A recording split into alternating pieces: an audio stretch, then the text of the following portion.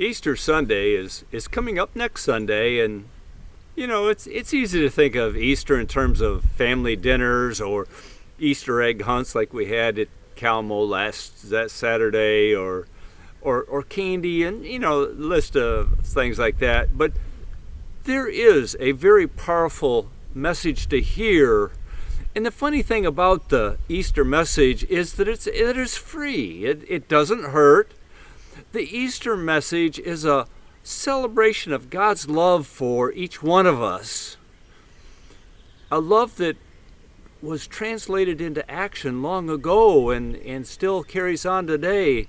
And that action was Jesus coming to us to show us how to live, to be a model of the godly life, to give us the confidence that our lives do matter and that God does have a plan for our lives, a plan that adopts us as His holy children to live with Him for all eternity.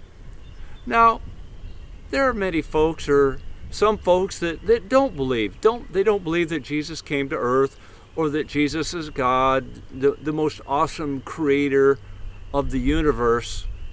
But one of the ways that you find the true nature of a person is how they act, the things they do, the things they say, the things they stand for.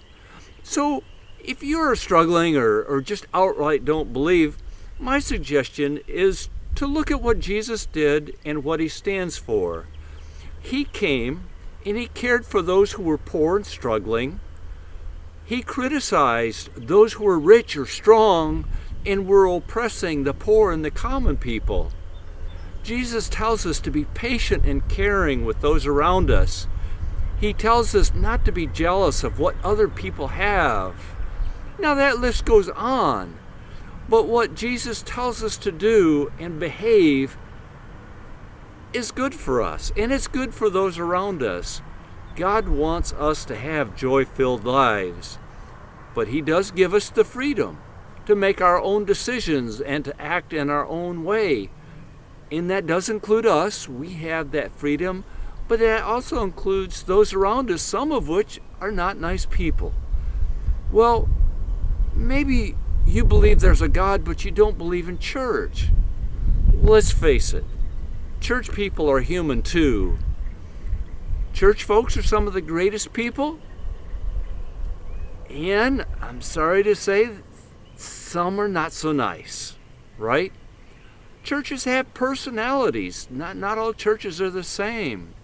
But what churches can do is to support and love each other, to help out when needed.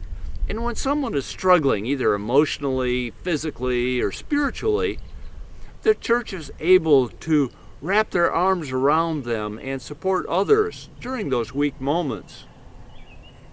The church can also act together and do things that an individual can't do on their own. One small example is the Kalamo Food Pantry. Now that supplies food to about 35 people a month. So that's one way that we can act together and do good for those around us. So if you're not attending a church now, I suggest that you look for a church. Now, you may have to visit several to find one that fits your personality and your lifestyle. But whatever church you choose, please remember that it is filled with imperfect people just like me, just like you. Other imperfect people that also need the support and guidance of the group. It's much like a AA group meeting that provides support for those who struggle with alcohol. So, whatever you choose to do, please remember that the Easter message is about God's love for all of us, together and individually. It is a celebration, a time to lift up our voices and thank God for His presence in our lives, to thank God for this awesome creation that we live in. And that's why one of our core values at Kalamo is loving God and sharing His good news. And I hope and pray that you have a great Easter Sunday and a great Easter season. And I hope and pray that the love of God through Jesus Christ will warm your heart and fill your life with hope and joy. I'm your neighbor Jerry, pastor at Kalamo Church, and bye for now.